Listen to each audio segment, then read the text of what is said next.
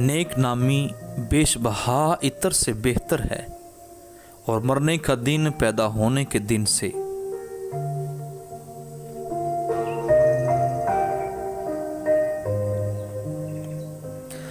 मातम के घर में जाना ज़ियाफ़त के घर में दाखिल होने से बेहतर है, क्योंकि सब लोगों का अंजाम यही है। हाँ जी, सुकून होया इत्थे? खुश हो? अल्लाह तो देवे को नजदीक करो जी, साढ़े वास्ते दुआ करोगे?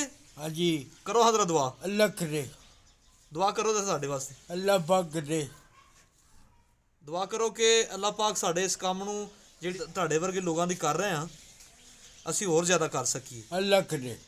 ਸ਼ੇਪ ਹੋ ਗਈ, ਸੋਹਣੇ ਹੋ ਗਏ ਹੋ, कैसे ਲੱਗ ਰਹੇ ਹੁਣ? हाँ जी, ਹੱਥ ਨੂੰ ਕੀ ਹੋਇਆ? अच्छा दिखा गई वेखो। ਇਹ ਬੰਦਾ ਰੱਬ ਦਾ ਇੱਥੇ ਰਹਿੰਦਾ ਤੇ ਫਲਜ ਦੀ ਵਜ੍ਹਾ ਤੋਂ ਇਹ ਪਿਆ ਹੋਇਆ, ਇਹਦੀ ਕੁਝ ਜਲਦੀ ਸਾਨੂੰ ਸਮਝ ਵੀ ਨਹੀਂ ਆਉਂਦੀ।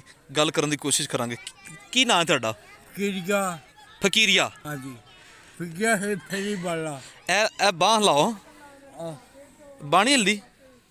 आदि है, हाथी है फया, आदि है। ਇਲਾਜ ਦੀ ਵਜ੍ਹਾ ਤੋਂ ਬੰਦਾ ਮੁਸ਼ਕਿਲ 'ਚ, ਅਸੀਂ ਇਹ ਚਾਹਾਂਗੇ ਕਿ ਇਹਨਾਂ ਦਾ ਇਲਾਜ ਕਰਾਇਆ ਜਾਏ। ਸ਼ਕੀਲ ਥੋੜ੍ਹਾ ਜਿਹਾ ਉੱਚਾ ਕਰੀ ਨਾ, ਥੋੜ੍ਹਾ ਉੱਚਾ ਕਰ ਦਿਓ। ਅੱਜ ਅਸੀਂ ਇਹਨੂੰ ਆਪਣੇ ਡਿਪਾਰਟਮੈਂਟ 'ਚ ਲੈ ਕੇ ਚੱਲੇ ਹਾਂ। ਇੱਥੇ ਸਰਦੀ ਕਾਫੀ ਜ਼ਿਆਦਾ हाँ जी, हाँ ਤੇ जी। ਸਰਦੀ ਦੀ ਵਜ੍ਹਾ ਤੋਂ ਇਹ ਹੋਰ ਜ਼ਿਆਦਾ ਬਿਮਾਰ ਹੋ ਰਿਹਾ। ਭਾਈ ਫਕੀਰੀਆ, हाँ जी, ਕਿੰਨੀ ਦੇਰ ਹੋ ਗਈ ਇੰਜ ਬਿਮਾਰ ਨੂੰ? 2 महीने। 2 ਮਹੀਨੇ ਹੋ ਗਏ। ਹਾਂਜੀ। ਤੇ ਕੋਈ ਆਇਆ ਤੁਹਾਡੇ ਕੋਲ? नहीं, ਕੀ ਮੁਸ਼ਕਿਲ ਹੁੰਦੀ ਪਈ? कोई नहीं मुझे दर्द हम दे रहा है। आए, आए, आए, ਦਰਦਾਂ ਹੁੰਦੀਆਂ ਨੇ। हाँ, ਹੁਣ ਪੈਸੇ ਹੈਗੇ ਨੇ ਦਵਾਈ ਵਾਸਤੇ? नहीं, ਕਿੰਨੀ ਦੇਰ ਹੋ ਗਈ ਦਵਾਈ ਨਹੀਂ ਲਿਆਂਦੀ? 2 महीने, 2 शिविर में। 2 ਜੁਮੇ, ਮਤਲਬ 2 ਹਫ਼ਤੇ ਹੋ ਗਏ ਨੇ ਦਵਾਈ ਨਹੀਂ ਖਾਧੀ। हाँ जी, ਤੇ ਠੰਡ ਦੀ ਵਜ੍ਹਾ ਤੋਂ ਜੀ ਸਾਨੂੰ ਪਤਾ ਜੀ, ਤੁਸੀਂ ਇੱਥੇ ਰਹਿੰਦੇ ਹੋ हाँ जी। ਤੇ ਜ਼ਿਹਨੀ ਅਪਸੈਟ ਹੋ ਗਏ ਨੇ, ਇਸ ਲਈ ਕਿ ਕੋਲ ਹੈ ਹੀ ਕੋਈ नहीं। और जो जिंदा हैं अपने दिल में इस पर सोचेगा।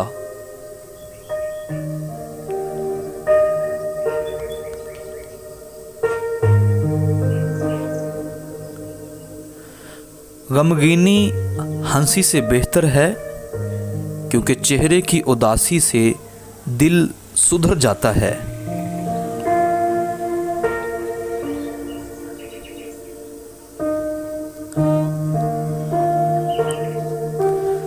दना का दिल मातम के घर में है, लेकिन अहमक का जी इशरत खाना से लगा है। इंसान के लिए दानश्वर की सरजमीन सुनसान अहमकों का राग सुनने से बेहतर है।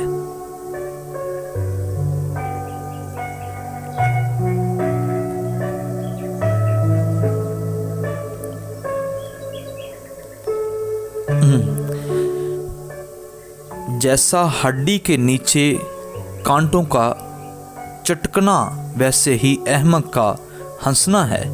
ये भी बतलान है। यकीनन जुल्म दानश्वर आदमी को दीवाना बना देता है और रिश्वत अक्ल को तबाह करती है।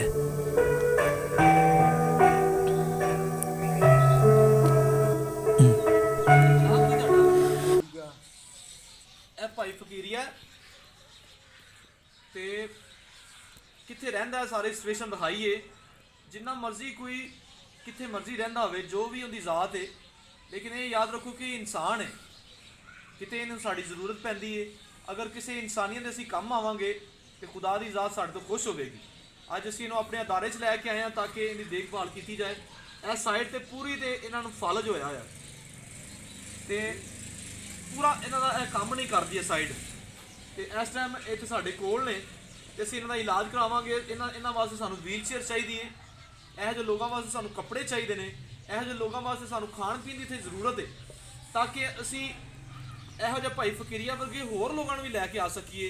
ਇਹੋ ਜਿਹੇ ਪੇਸ਼ੈਂਟ ਨੂੰ ਸਾਨੂੰ ਲੈ ਕੇ ਆਉਣਾ ਜਾਣਾ ਮੁਸ਼ਕਿਲ ਹੈ, ਇਸ ਲਈ ਸਾਨੂੰ ਵੀਲ ਚੇਅਰ ਦੀ ਜ਼ਰੂਰਤ ਹੈ, ਤਾਂ ਕਿ ਵੀਲ ਚੇਅਰ 'ਤੇ ਬੈਠ ਸਕਣ ਤੇ ਅਸੀਂ ਈਜ਼ੀ ਇਹਨਾਂ ਨੂੰ ਉਰੇ ਪਰੇ ਕਰ ਸਕੀਏ। ਵਾਸ਼ਰੂਮ ਲੈ ਕੇ ਜਾ ਸਕੀਏ।